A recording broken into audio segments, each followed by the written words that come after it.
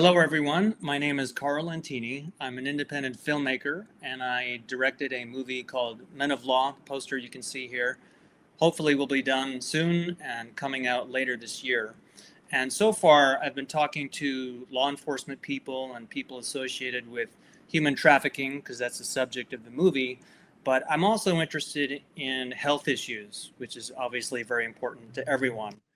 And so today we have a very exciting, amazing guest, and I met him recently, and I was like, I have to have you on my podcast. So he's an author, he's a comedy writer, public speaker, and most importantly, a survivor of a very tough illness. So without further ado, thank you, Rick, for being here. Rick Hill. Thank you, Karl. Looking forward to this. As you know, our little company, Richardson Nutritionals, just took on a new 501c3 branch, and we are going to begin fundraising soon in order to make a documentary about what happened to John's father when he was medical Dr. John Richardson. He ran aground with the feds and the federales and didn't do anything wrong. He was using what I use, but it wasn't part of the narrative. So filmmaking to me can be a great way to reach people. I once asked the first president of the Florida Speakers Association. I was heavily involved with them. And I asked Bill Gove, I said, do you really need to be humorous in order to be a great speaker? He said, you do if you want to be paid. So I figured I better be able to make people smile, even with a book about illness. I don't think it was funny that I was so ill. I got down to 120 pounds. But what happened to me was in a skewed way hilarious. I mean, some of the conclusions that the medical establishment came to about what to do with me were just so crazy that when I left all that and went a different way, I started to get well. But we'll talk about that as soon as you turn me loose here. Sure.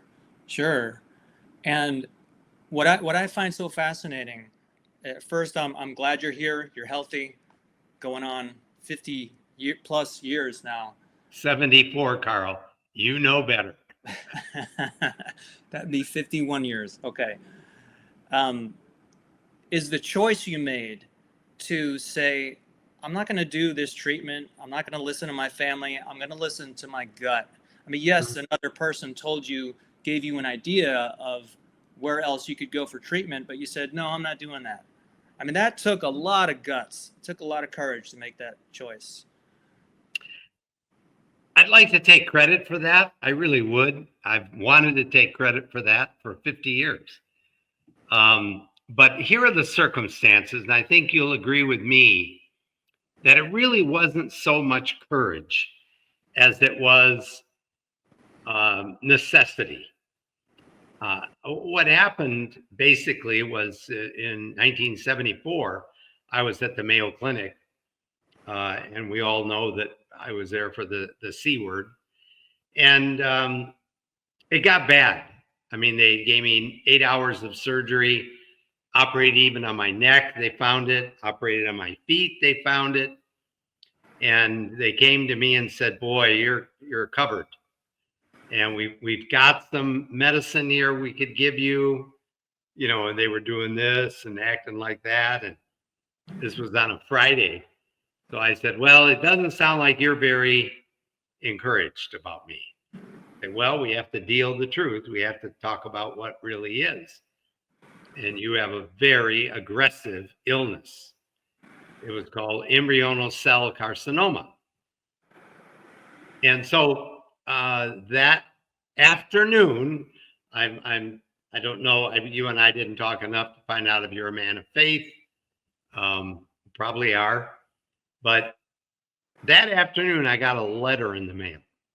The timing was ridiculous. It was so planned. And who do I think sent it? A guy named John Valentine.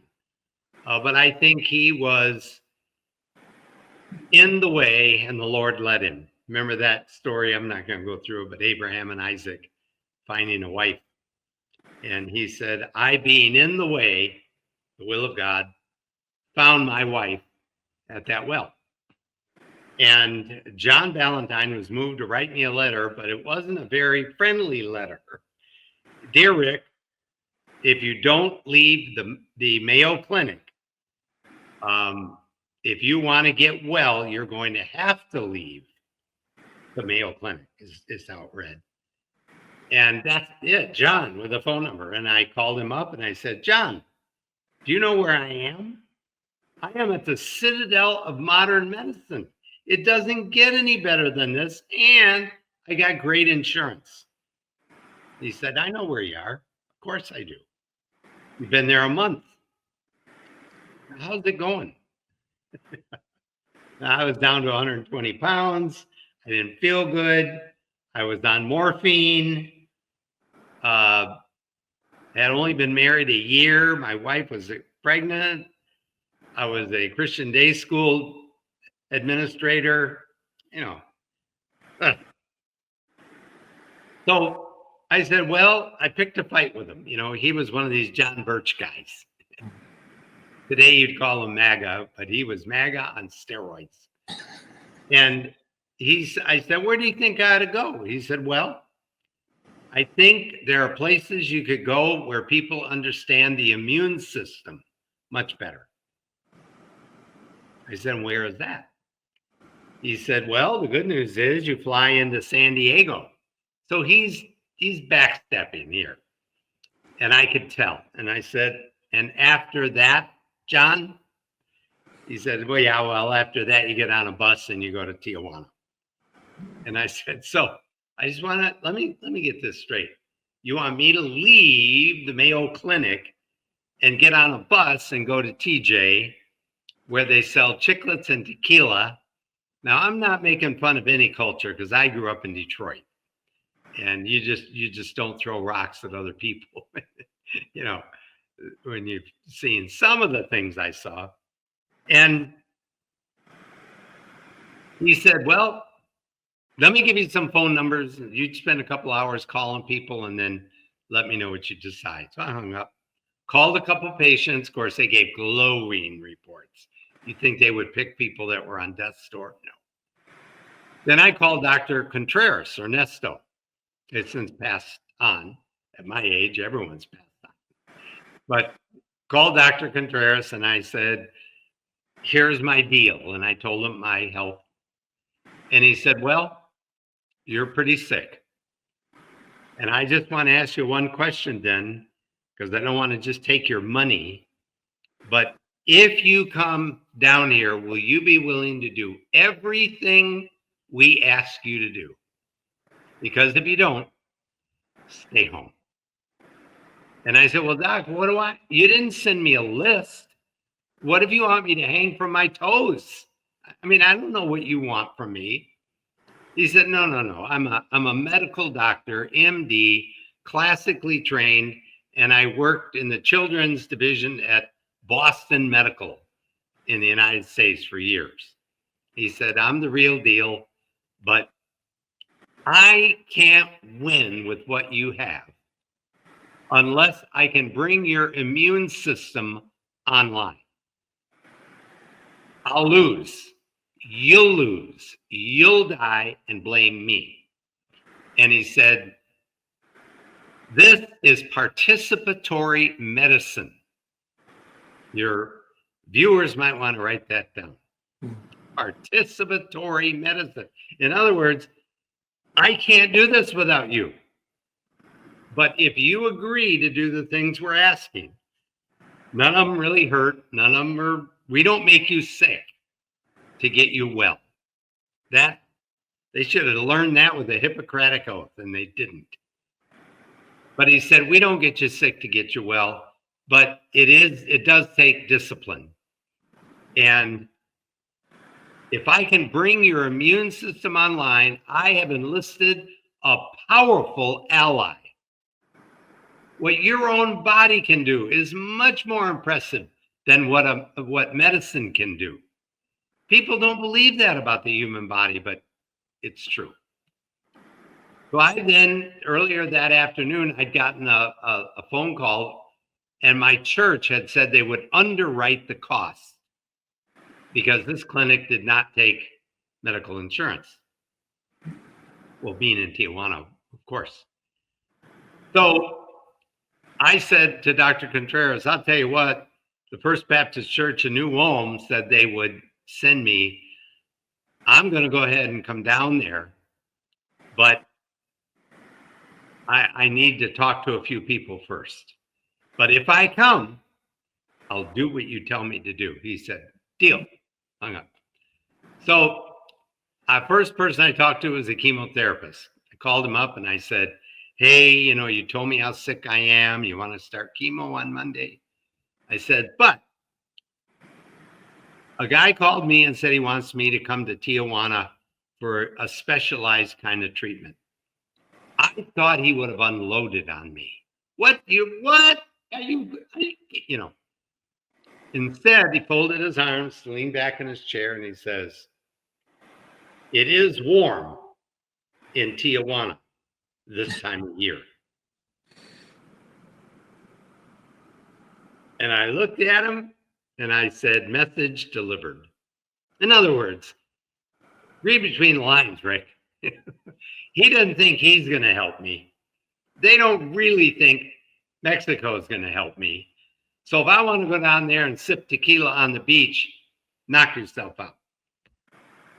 So then I left there and I went back to the house, and my family had gathered, see who's going to get the gold watch. And I stood up after dinner and I said, I'm thinking about leaving the Mayo Clinic and going to Tijuana, the Oasis of Hope Hospital. And I looked up and my whole family, to a person, went. And I looked around the room and I thought, this is going to be worse than I thought. And my brother, Sam Hill, if you can believe that, said to me, Ricky, you leave the Mayo Clinic, we'll never speak to you again. I thought that was kind of a hollow threat. Maybe the timing was off a couple of weeks, but if I didn't go, he wouldn't be able to speak to me again. I thought the chemo would kill me rapidly. And I went around the table and got nods. Everyone agreed with my brother. Got to my dad and he said, ditto. Then we came to my father-in-law. Talk about the man who stands in the gap. He stood up and he says, I like it. And I'll take him down there and I'll help pay his way. My family looked at their shoes. They didn't like it. They didn't want to pay for it. And they sure didn't want to go to TJ. So I said to him, good. 2 days later, we left. And my whole world went upside down. I mean, you take a greaser from Detroit and you put him in La La Land, TJ, and around a bunch of health food nuts, tree huggers. These are people that I would like to get in a fist fight with, because I figured that they were just being stupid. My mother was born on Sand Mountain, Alabama. That means that she fried everything in lard in an iron skillet the size of your kitchen table. Always. And actually, she can improve almost everything, including Jell-O, frying it in lard. But she didn't know better. Her whole family ate that way. That's what they did. And my grandmother, bless her heart, was as wide as she was tall. And everything in the world was wrong with her. She just took all these prescription meds and died way too young. So I arrive in Tijuana. The first place they take me to is a health food store in San Diego first. And I'd never been in one. We walk in there and I can smell herbs, both kinds. And there's Ravi Shankar music playing in the background.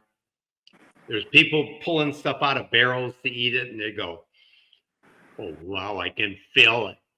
I'm thinking, I'm getting out of here. These people are nutcases. And the lady that took us to the health food store walked up and down the aisle and goes, yes, yes, no, no. And I'm standing behind her like a woodchuck, writing this stuff down. Like, how am I going to keep track of all this? I don't know. Tomorrow morning, I want bacon and eggs. It's not complicated. Can't have that, though, bacon.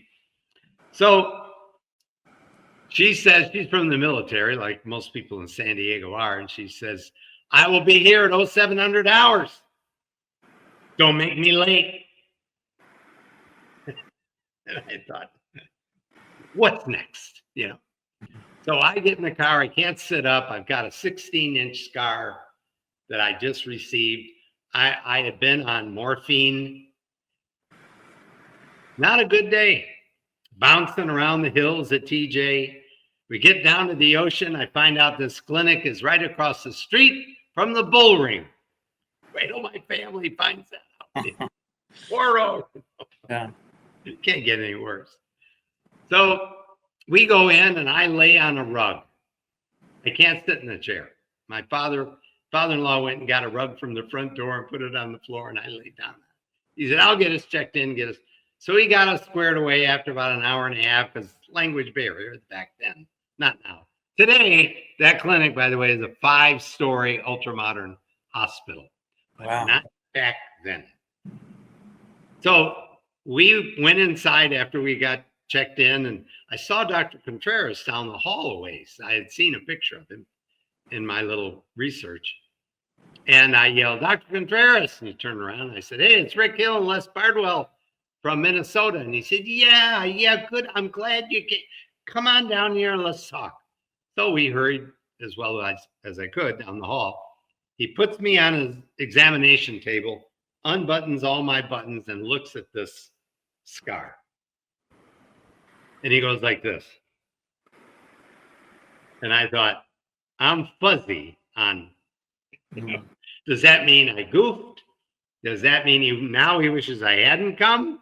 I said, Doc, I'm a little discouraged when you do that. He said, none of this had to happen. What you have been through is monumental. I said, yeah, I know, I was there. He says, it didn't have to happen. We can get people well without all this theatrics. Well, I thought time would tell. So they started me out 3 products, 3 inexpensive. And what they were, do you want me to mention what they were? Sure. Okay. First one was something called B17 or Laetrile. I take 1 of these a day, 1, so that my immune system stays fired up. Just 1. And this lasts 3 months. People say, well, they're just after your money. Well, they're not very good at it. Let me put it that way. I don't know what my bill was at the Mayo Clinic, $300,000-400,000. I was there over a month. Wow. And so B17 is a very good food.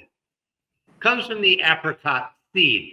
Inside the pit is a little almond looking thing. And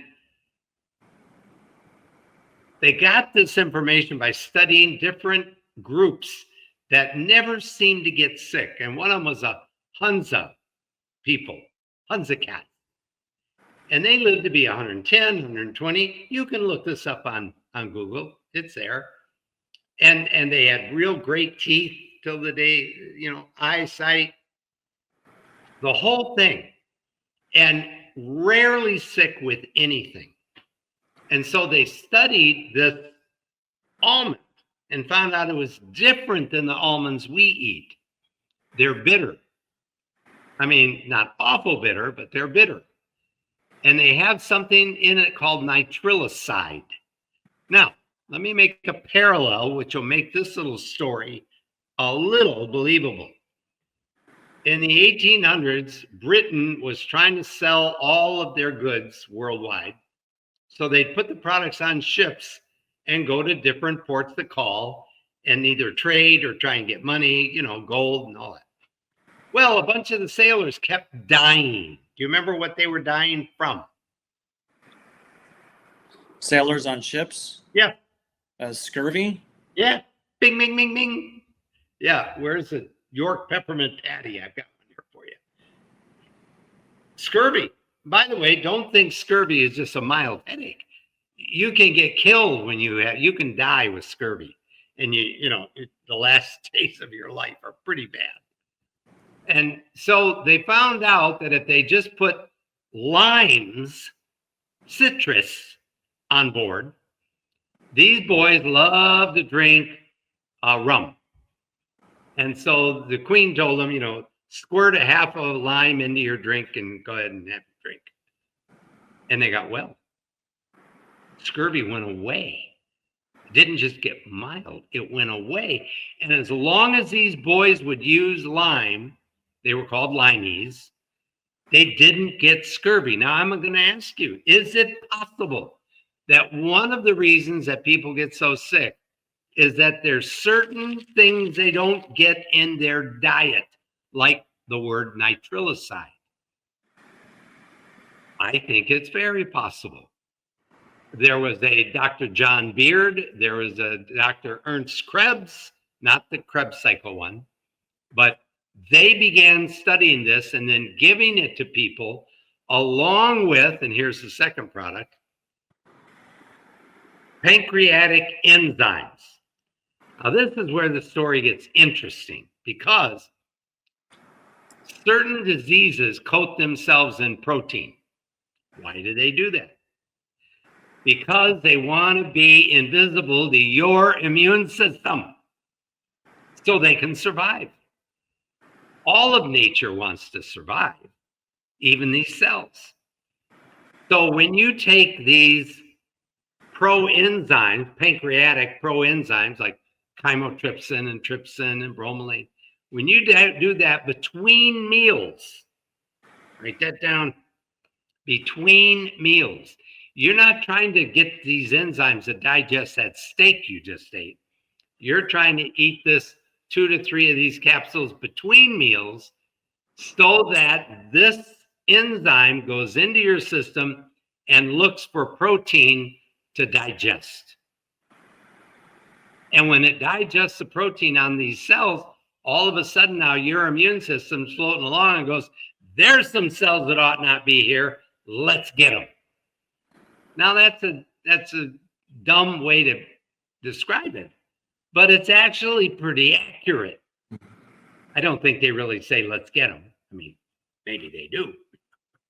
Maybe cells have their own language. I don't know. Think of that. So I got up this morning, I took one of those, and I take 2 of these between a meal, but back then I took 4 or 5 between meals, because I was really sick. And then finally, I took B15, which is an interesting, it helps you to utilize oxygen more effectively. Muhammad Ali is said to eat that before he would fight. And oxygen, there are certain cells that we have that don't like oxygen. And so these 3 things is all I used. Then there was the second part of the program. That didn't really require any self-discipline. That was like something they did to me, although, as Dr. Contreras would say, we're doing it with you. But the next part of the program, I had to do. And first of all, it was a diet. I can give it to you real quick. 80% raw and uncooked, and all organic fruits and vegetables. And you go, Well, man, I like some of those. That can't be so bad. Well, it gets boring. You get out in the morning, you go, see, do I want a fruit salad or do I want a vegetable salad? Let's see. Or do I want a vegetable salad or maybe that fruit salad? You got to get good at making great salads either way because you're going to die of boredom. But when people say that to me, we're raising a generation of weenies. They want everything handed to them on a platter. They don't want to work. They don't even want to play. They want to sit in their room with a screen. And as such, I know because I've been around a lot of these people. And they'll come home in remission from a place like this. And there's other ways that they can, besides these, that they could get into remission that are natural. It's 4 or 5 ways to do it. This is the most ancient and studied way that they can do it. They know it works. But there's even some new ones out now that people know about. But they get in remission and they go home, they have their little party, pop up a champagne bottle, and they go, I'm cured. You know, what? No one's ever cured. We manage these things. Proof of that is if they go back to the way they were living, a majority of the time, what happens? They get sick again. Only this time it comes back like a lion. I've seen it again and again and again and again. So what did I do to keep from being another statistic? I kept doing these things for 5 years. I was on that diet for 5 years. I took these tablets for 5 years and even a stronger dose IV. And I watched my diet and I began juicing. I preferred watermelon juice over other things. Back then, it was usually carrot and apple, which is pretty high glycemic, and so is watermelon. But watermelon is alkaline. It's very high in vitamins and minerals. And I was so skinny. My wrist, that big, I'm not a big guy now, but my arm up here on my bicep was the same circumference as my wrist. I mean, I look like a spider, you know, if I crawled on all fours. I needed that little bit of the fruit sugar. Otherwise, I'd just get a headache and just fatigue. And you got to have a little something in the trunk, you know. So I did that for 5 years. And then the nurse came into the clinic, walked into my treatment room, and she goes, okay, Mita Hill. Today, we are going to start detox. I said, oh, okay. How do you do that? And she's carrying a hose, a little one, but a hose. And I said, she says, have you ever changed the oil or the water in your car? I said, oh, yeah. I got a 57 Ford, Detroit guy, slick tires, Hearst floor shift, taking care of business. And she said, okay, but how'd you change the water? I said, well, you take the cap off the top, you open the bottom, stick the garden hose in there, and then when it runs clear, you cap them back up and lay rubber out of the parking lot. She goes, that's exactly right. Where does the hose go? And it was where you wouldn't want it. That's how I got introduced to colonics. Now, I got to be honest with you. I probably had, I don't know, 150, 200 of these things over the years. This is how many I enjoyed. Now, they don't hurt. They're not embarrassing particularly. But when Elvis died, he had over 50 pounds of undigested matter in his colon. 50 pounds. Wow. I didn't know that. And that leaks through the walls of the intestines and poisons the body. And remember how puffed up his face was? You remember that ridiculous concert he gave? I didn't want to be that way. I didn't want to look like that.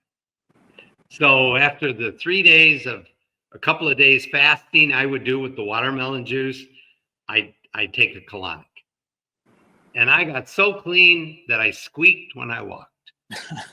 I mean, you can do this if you want to live, and if you want to live without pain. And if you know, and I did it for 5 years religiously. I didn't cheat. Look me in the eyes. I didn't cheat. After 5 years, I cut back. I still took the stuff, but I didn't fast every week. I did it maybe once a quarter. I did less colonics because I felt like I was well, but I still needed the organic food, the majority of which was uncooked. And then I followed that program now for 50 years, 45 years, if you do the math. Now, that's what I did. I'm not telling you what to do because that's illegal. But I did do that. And I would give these little speeches like I'm giving to you via Karl. And people would challenge me. One lady said, I get sick and tired of this stuff. Didn't use the word stuff. She said, you act like if we eat junk food, we're not even going to go to heaven. I said, I don't think that's true. In fact, I think you'll get there quicker. And then I get the people that came up and just outright said, really a nice little story. I think you're lying. You didn't get this well doing that. So I said, yeah. So I then had a person from the American Cancer Society writing nasty things about me in newspapers. I got a hold of one of the newspapers. One of the articles said, as for the testimony offered, it may be that he never had cancer in the first place. Why? Money. How much can you charge for apricot stuff? It's minuscule compared to what they can bill your insurance company for. Minuscule. And it's a threat. They don't want to give up the Porsche. They don't want to give up La Jolla. They don't want to give up, Grosse Pointe. Greed is a horrible thing. It's a monstrous thing. I'm not against wealth. I'm not against people doing well from hard work. There's a lot in the Bible about that. But if you got to hurt other people to do it, it's wrong. Stop it. Quit it. So I got up and wrote the Mayo Clinic after that final straw of that woman putting that in the paper. Guess which organization I've never given money to? Yeah, you're right. American Cancer Society. And I wrote the Mayo Clinic and said, the American Cancer Society has said you misdiagnosed me. And I put the article in the letter. And I said, now you did over 8 hours of surgery on me. If I never had cancer in the first place, like she said, you owe me some money. And I don't mean a little bit. I mean, I'm going to own the 4th floor of that hospital. Overnight, I got this letter back. That's from the Mayo Clinic. Can you see the Mayo Clinic stationary logo? Yeah. Yes, can see that. And can you see that it is signed? Yes. Yeah. MD. And it is dated May 19th, 75. I'm not going to read this to you. I'm just going to say this. In the letter, it says, as for the people who have said you never had cancer in the first place, you are entirely right that you had this embryonal cell carcinoma. And we have your slides preserved in paraffin if a legitimate authorized medical doctor wants to come and look. Well, that sort of put that accusation to bed. Can you believe it? Then the last straw, and I'll quit with this. The last straw was I was there 3 weeks, 21 days taking these products. That's it, Karl. And then I went home and I had to smuggle this stuff across the border because the United States says we're not losing this industry. If these idiots want to drag this stuff across the border, we'll put them in jail. Do I look like a smuggler to you? I look like I barbecue with your uncle. You know, they get accused of a lot of things. Smuggling has not been one of them. But I did that day. I shoved these pills down my pants. You know?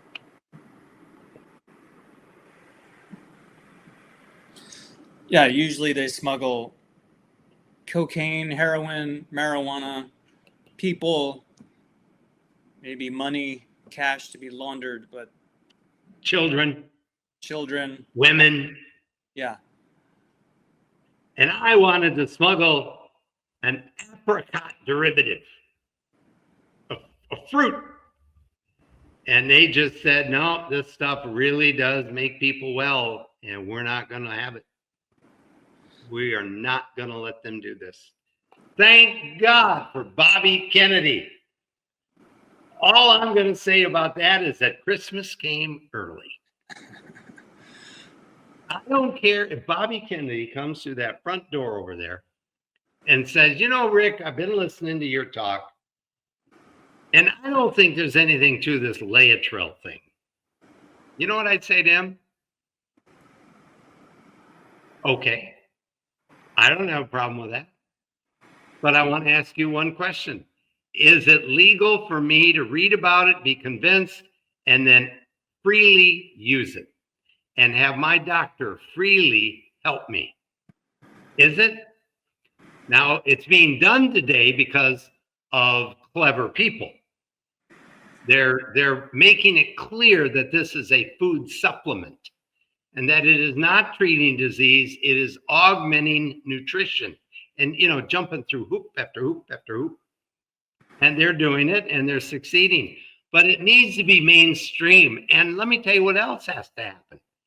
What's called alternative integrative medicine now needs to flip and be the dominant practice and have Western medicine, poison, burn, cut, become not the treatment of choice. That's what they ought to do. And I would be for our government subsidizing this kinder, gentler way and ignoring or taxing the daylights out of the guys that want to nearly kill people to try and get them well. Look what I've been through. Yeah. And I lived through it. You know, I lost family members over the years that they got cancer, but they weren't going to do what crazy Ricky did. You know, how smart is he? Too bad. Too bad. And too bad that insurance companies will only pay for you to take that poison and not pay to use something that is like this. And there's more. As I said, I'm not promoting just one thing here. I'm promoting a concept that there are foods and seeds in this world that can help keep people healthy. Look at the English sailors. Now that happened today. Well, I guess our government would have said no more lines. Let's just go ahead and let them die with scurvy. It's a shame. So, Karl, tell me what I haven't talked about, and let's get her done. Well, you mentioned Bobby Kennedy. He's Secretary of the Department of Health and Human Services. One of the questions I wanted to ask you, and this could take a whole 5 hours or a whole new book, is if you were given that position, I mean, you kind of got into it. If you were given that position, like, what are the top things you would do? Well, actually, I've given a great deal of thought to that. I would incentivize health. In other words, if there's insurance, health insurance makes sense to me because the younger generation helps pay for the older ones. And the older ones, their body wears, I'm 74, and I can tell when I was younger that I was stronger and all that kind of thing. But I would incentivize health, like your insurance, as long as you're testing well and you're eating well and all that, your insurance rates drop, so that the government doesn't have the burden of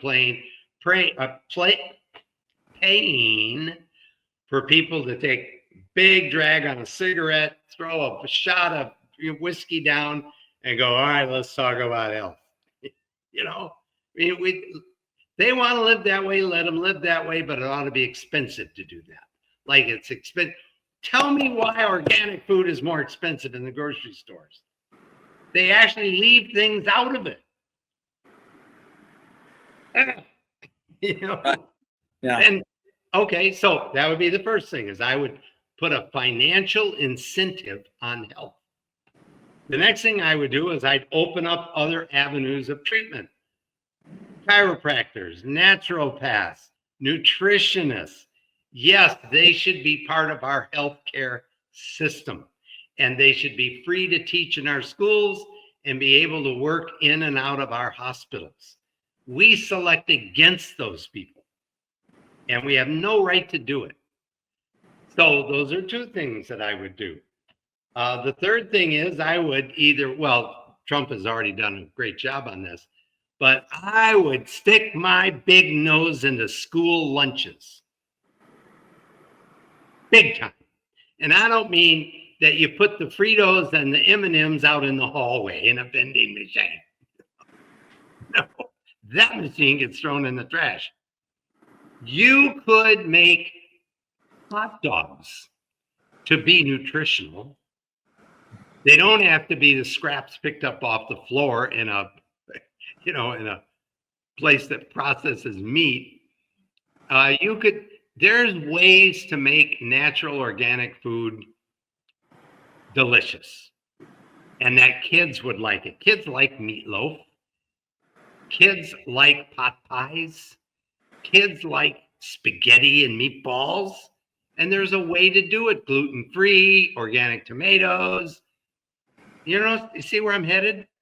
I wouldn't give a school a dime that didn't control what they were feeding my kid. Not a dime. Let them go out of business. So those are three things that I would do. Is Robert working on those? I think he is. I think he tackled the food coloring. Holy cow. Wait till he gets the preservatives. Look at his poor brother or his uncle and his father. And it just, these guys wanted to do right. They did. And we killed them. So I know Trump's got the money to help keep Bobby alive and to keep Elon alive and himself alive. He's not trusting the government to keep him alive. Guaranteed. But I would be who I am today, but I would have the money and I would have the law, both houses, to make reasonable laws. I agree with what Elon said, or no, Bobby said. He said, if someone wants to eat toxic food, as long as it's labeled clearly and not given to minors, I don't have a problem with that. If somebody wants to kill themselves, okay. But they put names on packages. You don't have any idea what that stuff is. Look at the crap they pulled with this Roundup fertilizer. And then they go, well, you don't have to use it. If they're spraying a field and you have a farm next door, you got it.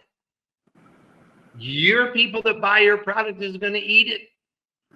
Do they think we're all stupid? Well, lots of us are.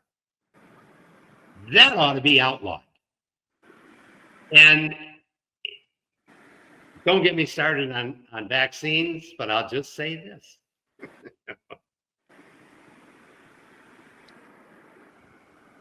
What we're doing today with vaccines, giving children 50 and 60 of them, and then incentivizing medical doctors if they do the whole routine of them, sticking chemicals in these things that we know are toxic. I'll tell you what. So I would change that. I took the polio vaccine. I took diphtheria or whatever it is. I think all my life I only had 4 or 5. I think the concept is good. If you take a little bit of dead part of a virus or something like that and put it in you, then your immune system senses it and goes, get them. And you build a resistance to it. But here's what they never factored in very much is that these little buggers can modify themselves. And that vaccine isn't going to work the next time around. So you're kind of back to square one. You know? So those are the things I would do. I know you've got a limited amount of time here, but have me back later and tell me what you want me to talk about, and we will. And I'll bring other people in on the topic that are smarter than I am. I read a lot, but I have a degree, but it's in theology and English. But I can read and I can think for myself. Yeah. And that's why I have taken the way less traveled. And you're doing a good job, Carl. You're allowing people like me to come into your world, spread this kind of stuff, which a lot of people would say is just BS. And so you are a conduit for health, for truth. Memorial Day is Monday. I think my mother was a Navy wave. My father was a Navy. He was on a ship, on a munitions ship. He was the captain, and either one of them would talk about it. It was a horrible war, and we should never do that again. And if food is not for facial entertainment, bombs should not be to drop on people. We should make the world a place where they want to live. And if they're greedy, we figure out a way to lock them up. So I have way overstepped my bounds. But you can imagine the amount of grief I get back from people who, you should not be telling people what to do. I said, whoa, wait. I tell people what I did. I don't tell them what they should do. And Karl asked me, if I were Bobby, what would I do? That's a fair question. And that pretty much takes the restraints off the answer. That's a careful question. But good for us. We got at least 4 years now that the big, beautiful bill got passed. And I hope we get 4 more. And I don't mean Trump, but at least a conservative who will carry these principles out. Why do we want to have kids that are sick? Why do we want to put children into prostitution? Why do we want it? Money is why we do it. And you don't do it, and I don't do it. But I heard Secretary Kennedy just say maybe yesterday, that 74% of young Americans wouldn't qualify for the military. How are we going to have an army? How are we going to? Who's going to take care of the older people? Yeah. This thing about overpopulation. I read a book when I was 20 years old, written by a man named Rush Dooney. You can look it up. It's called the myth of overpopulation. And I did it for a book report in school, and I had my first taste of, we always knew you were stupid, but we didn't know how stupid. Because they all said, obviously, have you ever been to New York City? You know, you ever been to Miami? And you don't think the world is overpopulated? No. Have you ever flown in an airplane at night? I don't mean the middle of the night. I mean after dark. Most of what you fly over is empty. No, we are not overpopulated. You can feed a family of 4 or 5 with 2 acres of land if you know what you're doing. Now, Elon Musk is right. He said, they said, what keeps you awake at night? You know what he said? The myth of overpopulation. He said, we are in reverse population. He said the country of China would have to import equal to the United States population monthly to catch up. They are in trouble. Japan is in trouble. When I was a kid, out in the street, we'd have 50 kids playing different games. Walk into any neighborhood today and see how many kids are in the street playing kickball, playing baseball, playing football, jumping rope, riding bikes. Nope. Most people want 1 or 2 kids so they can afford a nice car. We're nuts. We are nuts as a people. One thing that a good thing that happened in the last few years is the right to try bill. I would like to see an expansion of that, because no matter, no one can tell you, I certainly can't, what treatment you should use. I'm not that expert, but people should have the choice, be able to choose. That bill needs to be modified. I encourage you to look it up and actually read the bill, because it's got to be rubber stamped by a certain part of the medical community to be used. And so it still has that element of veto. I think all it needs is that if there is nothing harmful in it, and you did have studies, doesn't have to be double blind, doesn't have to cost $1 billion, see who can't get into your club, but if it doesn't do harm, and you do have reason to believe that it will reverse certain maladies, you should be able to try it. And your doctor should be able to help you do it. But the way it's written now, I don't think they went far enough, but Trump was on the right track, for sure.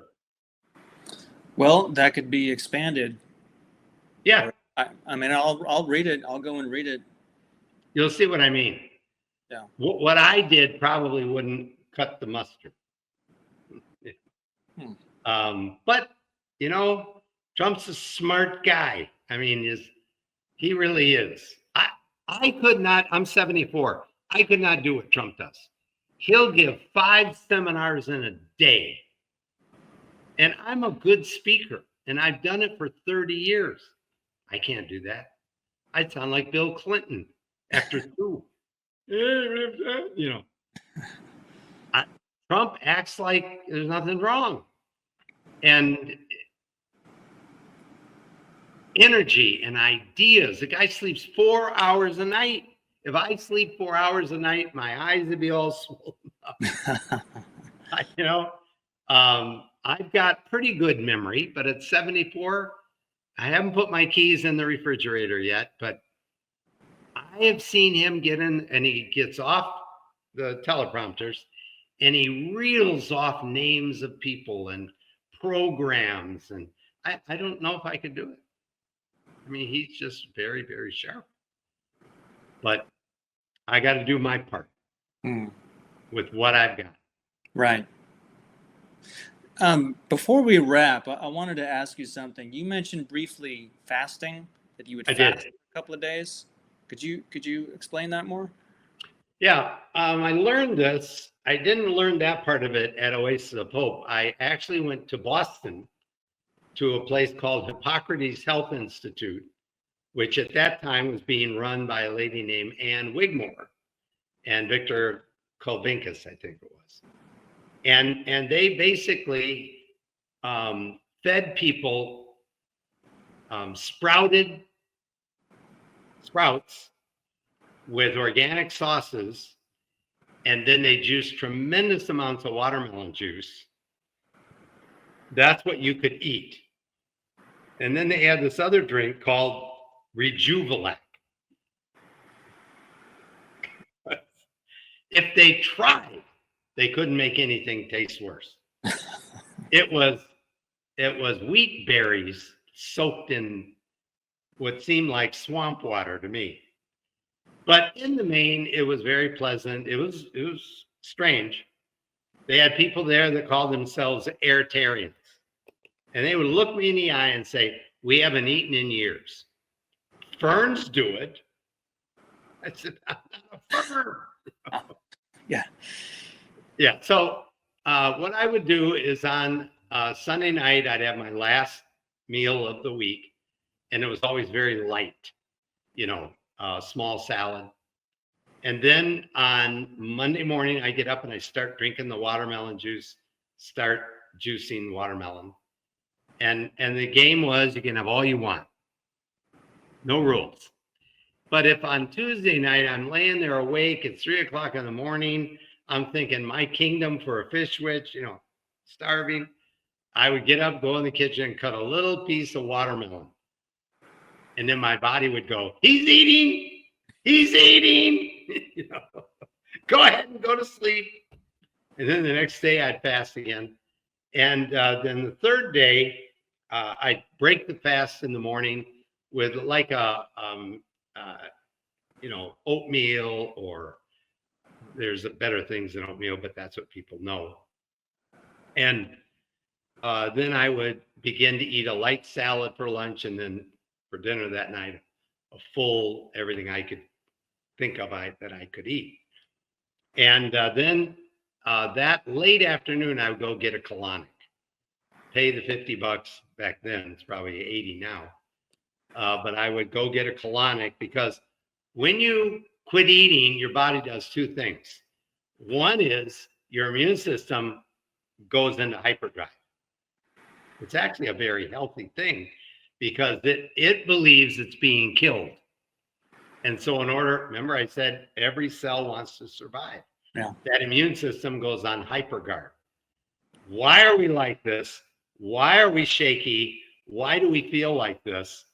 Now, if you did it long, it'd be stupid, and it can make you sick. But you're getting vitamins, minerals, and hydration through what you're drinking. Could be all the water you want too. Filtered, distilled, that story. And then you also quit going to the bathroom. Number 2. And no matter how you think, all right, I'm going to go today. No, your body's asleep. So then I would take the colonic, and that would Katie bar the door. So I didn't impact myself with feces and whatever else, But I recommend that. Now, the people think it's barbaric. I'm not going to, and sometimes I'll tell, I wouldn't go on a date at a colonic place. Not totally stupid. And I wouldn't even go there for an afternoon I had off. I would have to pray about it, think of 3 reasons why I shouldn't, and then talk myself into it. But talk to people after they have a colonic, and they'll tell you, boy, I feel good. So light, helps you get rid of headaches and all the above. But that I learned it at Ann Wigmore's place. And they're now in West Palm Beach, but Ann has passed away. Hippocrates caught fire and she burned to death. Oh, gee whiz. It was a horrible story to tell. But they had sold the business. They took it to West Palm, And it's still the same thing where they teach people how to eat and how to fast, but it's in a beautiful setting. Yeah. Probably a little. There was a gentleman from there who spoke at that Beljanski conference. Yep. I saw him speak. Yep. I've never done a colonic, but I do a water fast for 3 days every month. I just came out of one yesterday. Karl, that's perfect. Does your body kick back in and you have normal elimination after that? Yes. Okay. Yeah. And I find during that period, I become very mentally active. Yep. And like you said, is your body thinks it's starving, it's going into survival mode. All your cells engage. And I read about this thing called autophagy, which is so important. It was the guy who discovered it was given a Nobel Prize in medicine, that your body attacks and destroys and eats up cells that aren't supposed to be there, or debris, or decaying cells. Yeah. I mean, imagine what a contrast it was. The Mayo Clinic said, all right, you've got this. We're going to start this treatment Monday.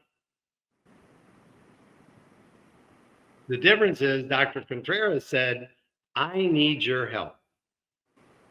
I can't do this without you. It is participatory medicine. And what he knew, that if he brought my immune system back online, he had one of the most powerful healing agencies in the world. But we depress the immune system. May I say, these poor people that get cancer and they take the chemo, that's one of the most suppressing things that you can do to your immune system. Think of that. That's the one thing Dr. Contreras was hoping he could have with me. And they're filling people with stuff that take it down,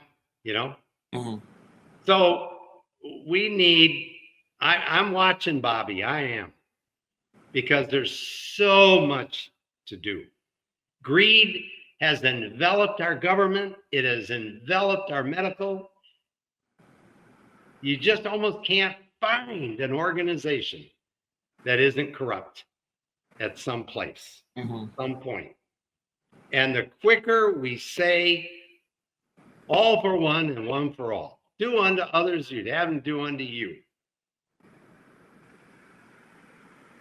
then our medicine should change, our government should change, and life can be rewarding. And just think, as bad as it is here, people are risking their lives to get into this country.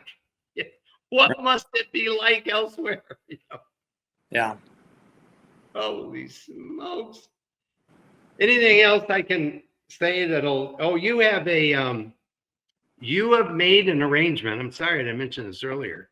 You have made an arrangement that if they do call RNC store or go online, that's a better way, it'll ask at the end of the order, do you have a discount code? And if they will write Karl, K-A-R-L, not C-A-R-L, K-A-R-L, they'll save them 10%. And they can also ask for a RIC pack, a prevention pack. And they get a free book. This is worth $20. And the 3 bottles I talked about, it usually runs about $160, under 100. So those are 2 really good deals if your people want to take advantage of that. And I hope they do, because I use it every day and I'm not going to quit using it. Yeah, I will put the links in the description of this video. They can just click on it and go there, rncstore.com. And just one more thing before we go. You said something fascinating earlier. You used the words cell language. And, I am no expert, but our bodies have, and I don't know if you call it intelligence, but it's a system, immune system. So many different parts working together.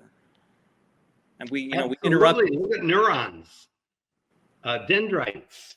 If you're hungry and somebody holds some food up here, your salivary glands start working, and you never got near it. It was held out here, and they communicated, and your digestion all up and down your, began to excrete chemicals fluids that would help you to utilize it.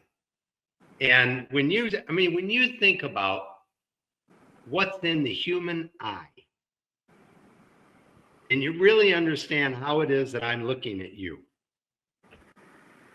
that did not climb out of a swamp. I'm sorry. When I was a kid, and I'll close with this. When I was a kid, I had an Etch-a-Sketch. Did you ever have one? I did not, but my friends did. But you know what they are? Yeah. The thing you shake and then it has two knobs. Yeah. I got to where I could write script with an Etch-a-Sketch. And my mother came home one day, and before she got home, I was playing with it, and I wrote the F word. Yeah, just being a little brat. Yeah. And the phone rang or something got my attention. I set it down on the couch and walked away. Well, my mother came in the door, saw the Etch-a-Sketch with the F word on it, and said, "Who wrote this?" And of course, we lined up and went, "It wasn't me. Did you do it?" I think she did it. We went through that game. And I said, "Ma, have you ever played one of those? Maybe somebody was just turning the knobs and that's the word that came out." So she says, "So it was you." I went, maybe nobody did. Maybe they were just playing. She said, to do that with an Etch-a-Sketch in script shows way too much design, way too much. Our whole world does. Right. The human ear, the brain. It's just, you can't possibly say. And it doesn't solve it, say, well, another civilization created us. We're living in the matrix. Somewhere there was a first cause. That first cause was really intelligent. And I don't have all the answers. I wish I did. But I do know this, that I being in the way, the Lord led me. That's how I found Tijuana. That's how I got back to health. And being in the way caused me to want to eat the things I should eat, drink the things I should drink, and honor what Dr. Richardson gave up his life for me to have when they took away his ability to make a living. It killed him. I mean, it would kill you. It would kill me if something like that happened. So thank you very much. Let's do this again. Yeah, let's do this again. I'd love to do one. There's so many things to talk about. You mentioned Dr. Richardson. There's a whole slew of doctors who have been shut down, careers destroyed, licenses taken away. And even if they weren't destroyed, it caused us to go underground and not be seen or heard. I guarantee you, if I put much of what's in here on YouTube, I would have my YouTube privileges taken away. And that's that same thing, right. They want to control. And I'm just not into it. Neither am I.